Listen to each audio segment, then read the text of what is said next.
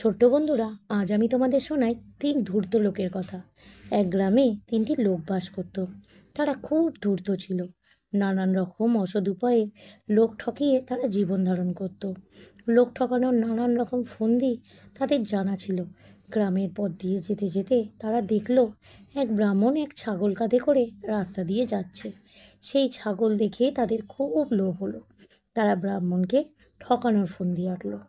প্রথম ধূর্ত ব্রাহ্মণকে বলল, ঠাকুরমশাই, আপনি কুকুরটাকে কাঁধে নিয়ে যাচ্ছেন কেন?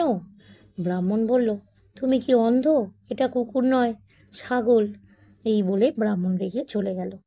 কিছু দূর যাওয়ার পর দ্বিতীয় ধূর্ত ব্রাহ্মণকে সামনে এসে বলল, আপনি একটা মরা পশুকে কাঁধে নিয়ে যাচ্ছেন কোথায়? এই কথা শুনে ব্রাহ্মণ রেগে বলল, মরা নয়, এটা জ্যান্ত পশু। এই কথা বলে ব্রাহ্মণ এগিয়ে গেল। ব্রাহ্মণ যেতে যেতে 2 ধূর্তের কথা ভাবতে থাকলো।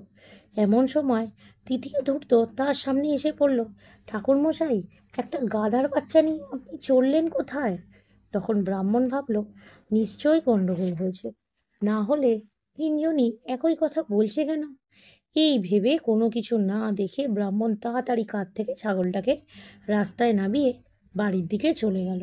তখন সেই 3 ধূর্ত ছাগলটাকে ধরে নিয়ে মনের আনন্দে চলে গেল। এতে কি নীতি কথা হলো? বুদ্ধির অভাব হলেই অন্যের কাছে ঠকতে হয়। ভালো লাগলে লাইক, শেয়ার, সাবস্ক্রাইব।